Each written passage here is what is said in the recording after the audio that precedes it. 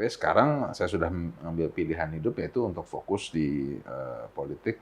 Ini udah pengabdian gitu ya. Oke. Jadi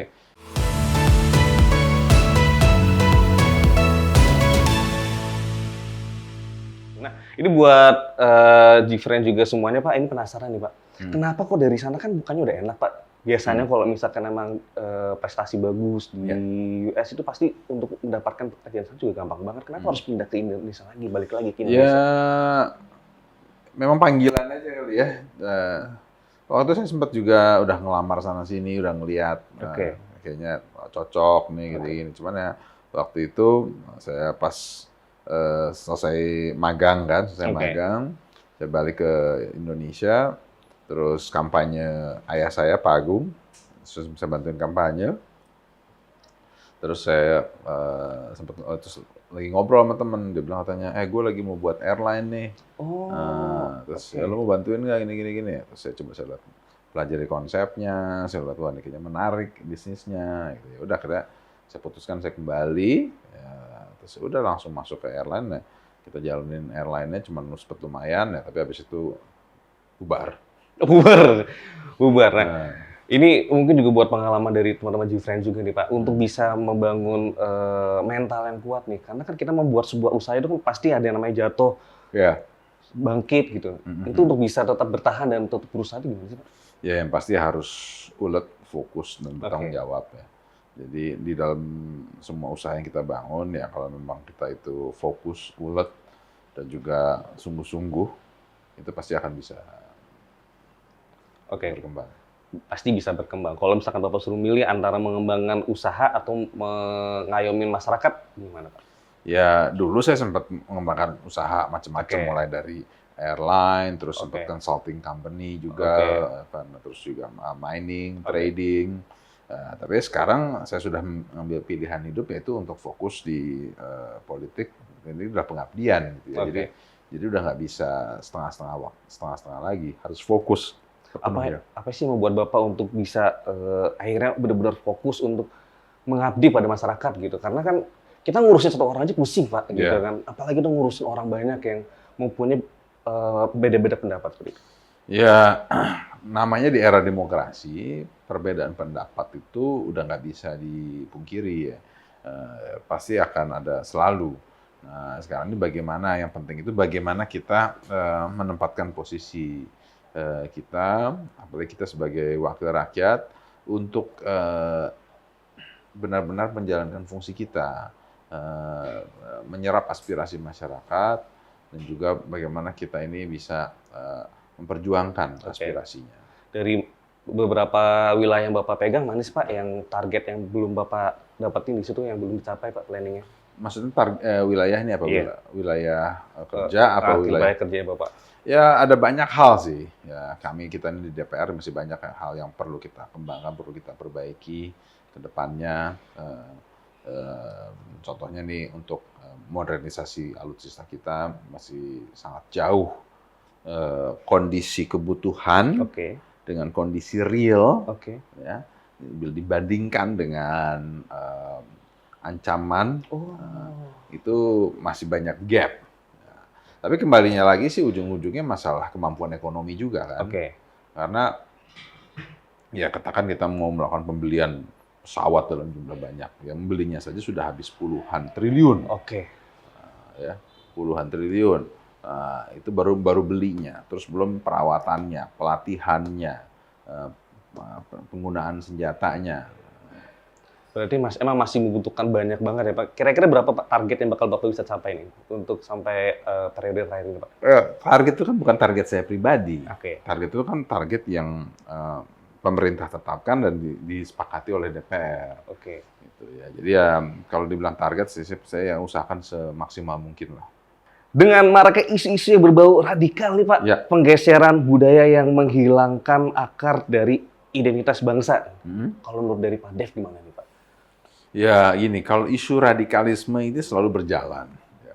Dan seringkali juga itu politisir atau diperdagangkan lah oleh berbagai macam tokoh yang untuk meramaikan situasi, untuk apapun itu kepentingannya. Nah, kalau misalnya kita itu tidak hati-hati dalam menjaga kestabilan bangsa, keharmonisan bangsa, isu-isu tersebut bisa menjadi kenyataan. Oh, malah jadi bahaya jatuhnya. Oh ya, sangat, sangat bahaya. Jadi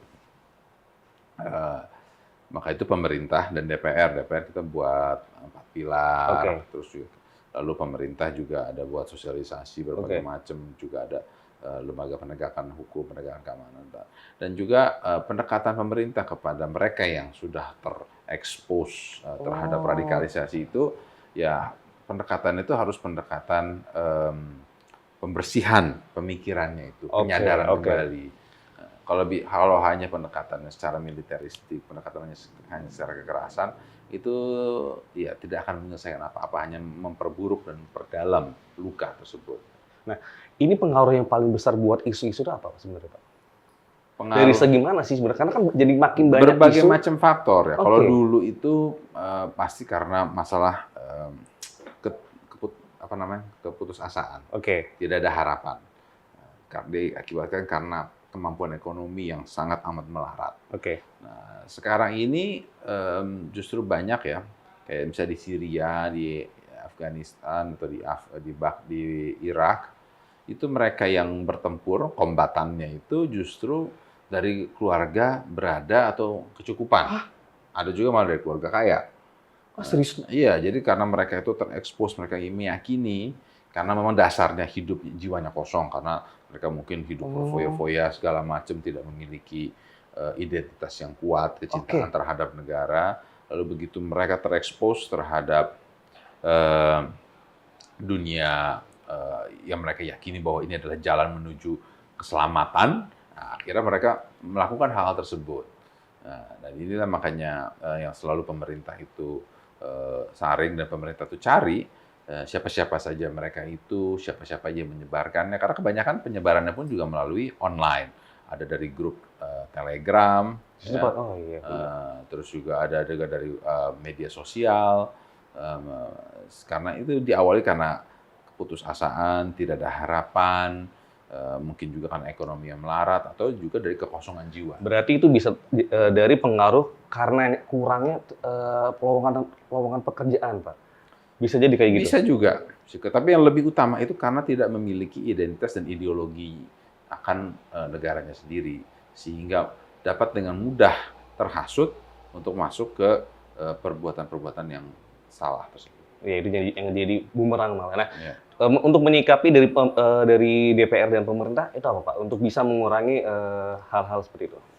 Ya, pastinya itu yang bisa kita buat, itu mendorong program deradikalisasi, terus lebih mendekatkan ke kelompok-kelompok masyarakat yang mudah terekspos, dan juga bagi mereka yang dianggap sebagai gembongnya itu yang harus dikejar. Jadi sama kayak persoalan kriminal di Indonesia, baik apa itu perjudian, prostitusi, ataupun juga narkoba, bila hanya yang dikejar itu hanya di kalangan bawah, bandar-bandar kecil, ataupun juga bandar narkoba bawah, ya atasnya itu masih berkeliaran. Nah, ya kurang lebih ya strukturalnya itu ada kesamaan lah. Nah, inilah yang harus diberantas, itu adalah sumber daripada mereka menyebarkan ideologi tersebut. Jadi program dari pemerintah itu nggak bisa hanya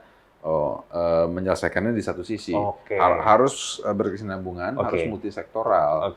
Jadi mulai dari mereka yang dari bawahnya itu yang pemakainya, contohnya itu mereka direhabilitasi, terus diberikan pendidikan, diberikan skill, diberikan modal. Dan juga mereka itu bisa berproduktif. Jadi buat G-Friends semuanya nih, kalau masih suka main judi, jangan ya Pak. Ngapain? Nanti juga pemerintah juga bakal melakukan pendekatan dengan cara training, keterampilan, kayak program-program pemerintah ya Pak ya. Pertanian tuh banyak banget program-program yang mungkin bisa diikuti dari masing-masing daerah ataupun wilayah. Seperti itu ya Pak ya. Jika aku bisa memutar waktu, maka aku akan kembali ke masa kecilku untuk melakukan SMA. Kenapa SMA? Waduh, ini kayaknya curhat nih, silakan Pak. Jadi bisa langsung curhat di sini, kamera kalau nggak kuat lambaikan tangan. SMA kenapa? Karena waktu itu belum sempat belajar naik motor gede, naik motor trail.